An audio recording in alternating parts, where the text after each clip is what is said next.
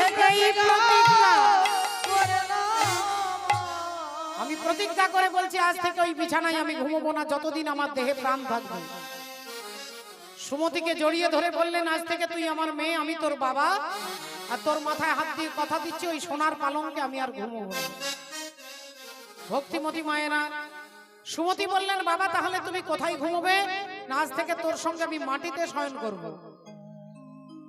তা সেদিন থেকে লালাবাবু কখনো সোনার পালঙ্কে ঘুমোয় না, মাটিতে শয়ন করে। আর আজকে প্রতিদিনের মতো পায়ে হেঁটে তিনি কাছারি ঘরে যাচ্ছেন। আর কাছারি ঘরের রাস্তা দিয়ে লালাবাবু যাচ্ছেন হেঁটে হেঁটে, মন ভীষণ ভারাক্রান্ত, সারাক্ষণ চিন্তা করছে ভগবানের কথা, সারাক্ষণ ভাবছে ত্যাগের কথা, তিতিক্ষার কথা, সারাক্ষণ সংসার থেকে কিভাবে চলে যাব তার কথা চিন্তা করছেন লালাবাবু। আর এইভাবে যেতে যেতে যেতে হঠাৎ রাস্তার মাঝখানে একটা ছোট্ট ধোপার মেয়ে, যারা কাপড় কাচে বাবু, যারা কাপড় কাচে স্বাভাবিকভাবে আমরা তাদেরকে ধোপা বলি, সেই ধোপার মেয়ে, ছোট্ট 7 বছরের মেয়ে, তার বাবাকে ডাকছে, বাবা ও বাবা, বাবা গো ও বাবা। আর ছোট্ট মেয়েটা তার বাবাকে ডাকছে। লালাবাবু সেই রাস্তা দিয়ে যাচ্ছিলেন, একটু লালাবাবু দাঁড়িয়ে গেছে, কি সুন্দর মিষ্টি কণ্ঠস্বর, তার বাবাকে কি বলে আমি একটু শুনবো। তাই লালাবাবু দাঁড়িয়ে গেছে, আর ধোপার মেয়েটা তার বাবার কাছে গিয়ে বলছে, ও বাবা কখন থেকে তোমাকে ডাকছি, তুমি শুনতে পাচ্ছ না? বাবা বেলা যে চলে যায়, মা বলেছে বাসনায় আগুন দিতে হবে না। ও বাবা বেলা যে চলে যায়, বাসনায় আগুন দেবে না? দেখুন বাবা ঠাকুর, যার যেমন ভাব তার তেমন লাভ। ছোট্ট ধোপার মেয়েটা তার বাবাকে বলছে, বাবা বেলা চলে যাচ্ছে, বাসনায় আগুন দাও। বাসনা মানে আজ থেকে 250 বছর আগে জামা কাপড় কাচবার জন্য কোনো সানলাইট ছিল না, কোনো রিন সুপ্রিম ছিল না, কোনো সাবান ছিল না। তখন কলা গাছের পেটিটাকে আগুনে পুড়িয়ে ছাই দিয়ে জামা কাপড় কাচা হতো। কলা গাছের পেটিটাকে শুদ্ধ বাংলা ভাষায় বলে বাসনা। তাই ছোট্ট ধোপার মেয়ে তার বাবাকে বলছে, বাবা বাসনায় আগুন দেবে না। আর সেই কথাটাই লালাবাবু শুনছে, বাবা তোমার জীবনের বেলা চলে যায়, তুমি বাসনায় আগুন দেবে না। আমার বাসনাতে জিয়ে দাও হে প্রভু। কত সুন্দর কথা, বাসনায় আগুন দিতে বলছে। ও হে দয়া আমার বাসনা, ও হে দয়া আমার বাসনাতে জিয়া দাও হে প্রভু। ও গো দয়া বাসনাতে জিয়া দাও হে প্রভু। ও গো দয়া তোমার প্রাণ সাগরে ডুবে আমারে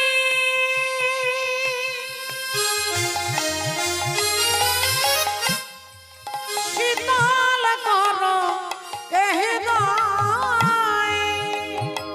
তোমার প্রেম সাগরে ডুবে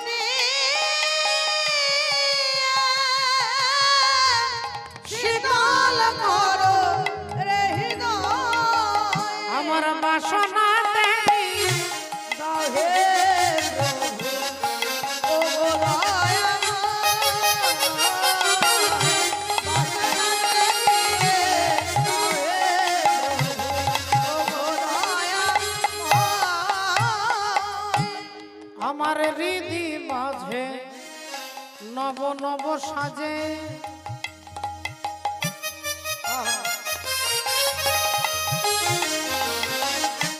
আমার হৃদি মাঝে নব নব সাজে, বলি এসো তুমি সুখ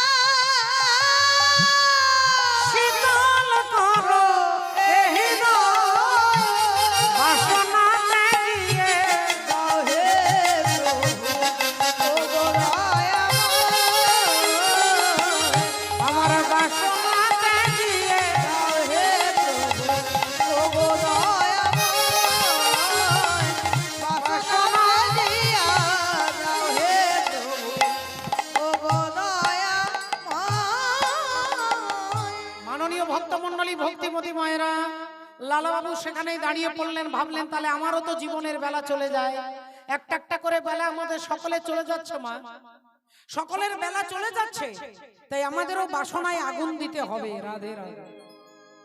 লালা বাবু এটা শুনতে পেলেন, যার যেমন ভাব তার তেমন লাভ।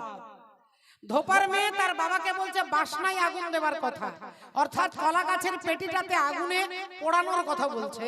আর লালাবাবু সেটাই শুনছে, তাহলে আমার জীবনের বাসনায় আগুন দিতে হবে।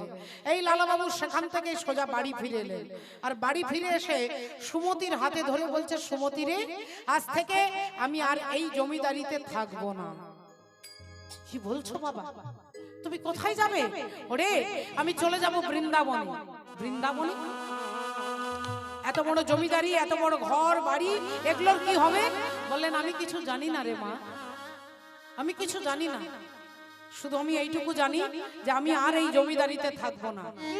বাবা তাহলে তোমার ছেলে নারায়ণের কি হবে, স্ত্রীর কি হবে? বলে ভাবছো বসে চলবে কিসে, তুমি ভাববার কে? যার ভাবনা তিনি ভাবছে, তুমি ভাবো তাকে।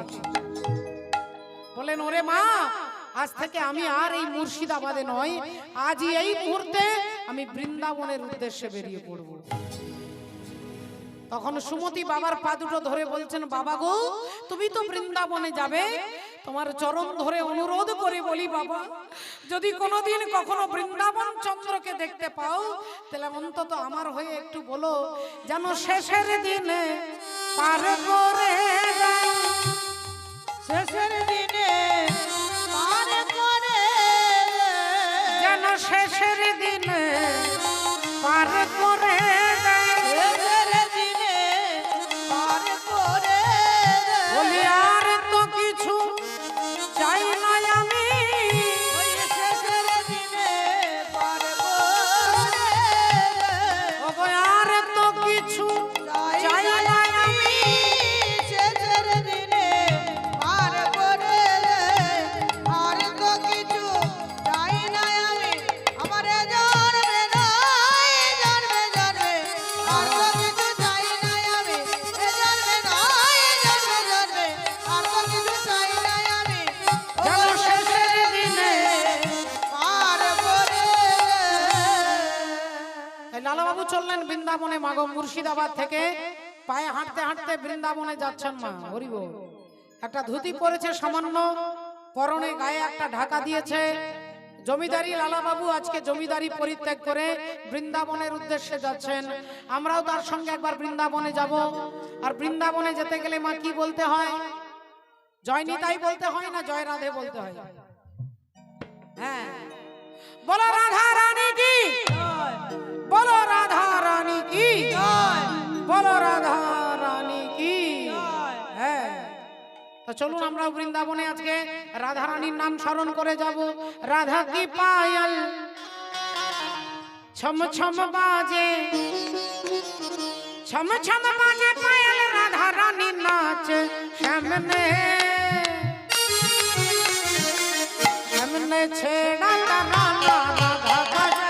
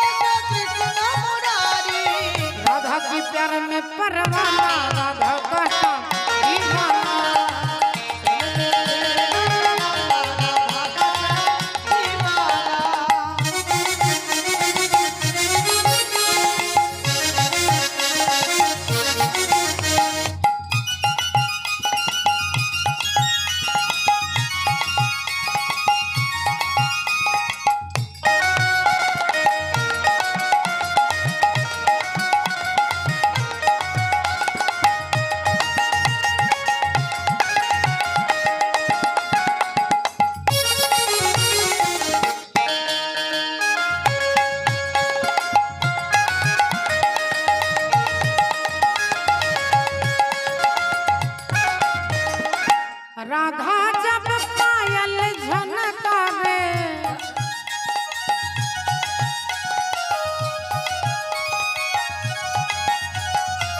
राधा जब पायल झनकावे और मेरो कान्हा दौड़े आए करे न कोई बहाना राधा का सब दीवाना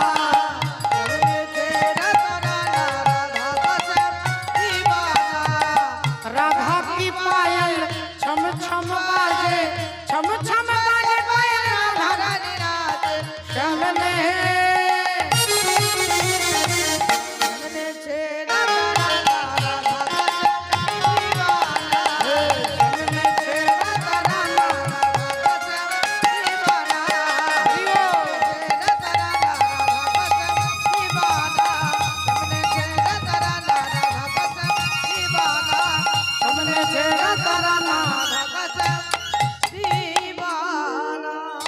बोलो वृंदावन बिहारी लाल की बोलो भगवान कृष्णचंद्र की बोलो राधा रानी की निताई गौर सीतानाथ ब्रह्मानंदे যেখানে ভক্তের ডাক সেখানেই ভগবান আসেন বাবা যেখানে ভক্ত ডাকবেন আপনি যেখানে দাঁড়িয়ে ভগবানকে ডাকবেন ভগবান সেখানেও আছে ভগবান শুধু মন্দিরে নেই তিনি বাঁশঝাড়ের মধ্যেও আছে ওই বাঁশ ঝাড়ে দাঁড়িয়ে যদি কেউ ভগবানকে ডাকেন হিরণ্যকশিপুর প্রহ্লাদকে বলছে তোর হরি থাকে কোথায় প্রহ্লাদ বললেন অনলে অনিলে চির নভনীলে ভূধর সলিলে গহনে আছে বিটপি লতায় জলদের গায়ে শশী তারকায় তপনে তুমি যেখানে দাঁড়িয়ে আমার হরিকে ডাকবে বাবা আমার হরি সেখানেই আছে অমনি হিরণ্যকশিপুর একটা স্তম্ভ দেখিয়ে বলছে তোর হরি কি এই স্তম্ভের মধ্যে আছে প্রহ্লাদ বললেন হ্যাঁ আছে আর অমনি অহংকারী হিরণ্যকশিপুর ওই স্তম্ভটাকে গদা দিয়ে মারলেন আর ওখান থেকেই ভগবান নরসিংহদেব বেরিয়ে এলেন ভক্ত যেখানে ডাকবে ভগবান সেখানে আসবে আমরা ছোটবেলায় পড়েছি ছোট্ট একটা ছেলে ছিল 7 বছর বয়স বাবা মারা গেছে ছেলের যখন 2 বছর বয়স ছেলের 2 বছর বয়সে তার বাবা মারা যায় বিধবা মা কি করে সংসার চালাবে ঘুঁটে বিক্রি করে মা ঘরে ঘরে ঘুঁটে বিক্রি করে আর ঘুঁটে বিক্রি করে যা পায় কোন রকমে একবারের খাবার জোগাড় করতে পারে সারা দিনে কিন্তু মায়ের বড় ইচ্ছে মায়ের বড় আশা ছেলেকে লেখাপড়া শেখাবে ছেলে যেন বড় হয়ে মানুষের মতো মানুষ হয়ে নিজের পায়ে দাঁড়াতে পারে তাই মা কি করে বাড়ি বাড়ি ঘুঁটে বিক্রি করে ছেলেকে পাঠশালায় পাঠিয়ে দেয় কিন্তু ছেলে প্রতিদিন এসে কান্নাকাটি করে আমি পাঠশালা যাব না আমি পাঠশালা যাব না মা একদিন বলল হ্যাঁ রে বাবা গোপাল তুই পাঠশালা যাস না কেন যেতে চাস না কেন তোর কি পড়াশোনা করতে ভালো লাগে না ছেলে বলল মা পড়তে তো খুব ভালো লাগে কিন্তু ওই যে জঙ্গলটা পেরিয়ে পাঠশালা যেতে হয় ওই জঙ্গলটা পেরোতে আমার খুব ভয় করে মা আমার খুব ভয় করে মা বললেন হ্যাঁ রে বাপ জঙ্গল পেরোতে যদি ভয় হয় তুই এক কাজ করিস তুই মধুসূদন দাদাকে ডাকিস ছেলে অমনি আনন্দে বলে উঠলো মা ওই জঙ্গলে কি মধুসূদন দাদা থাকে বললেন হ্যাঁ তুই ওখানে দাঁড়িয়ে মধুসূদন দাদা বলে ডাকবি দেখবি তোর ভয় হবে না মা বলে দিয়েছে কারণ মা তো ছেলেকে জঙ্গল পার করতে যেতে দিতে পারে না কারণ তাকে ঘুঁটে বিক্রি করতে যেতে হয় তবে সারা দিনের একবারের খাবার জোগাড় করতে পারে তাই মা তো যেতে পারবে না তাই অসহায় সন্তানকে ভগবানের দোহাই দিয়ে বলছে মধুসূদন দাদা বলে ডাকিস আর ছেলে ভাবলো তাহলে জঙ্গলে মধুসূদন দাদা থাকে তাই তিনি জঙ্গলটা পেরোতে যাবে চিৎকার করে মায়ের কথা মতো চিৎকার করে ডাকছে মধুসূদন দাদা মধুসূদন ও মধুসূদন দাদা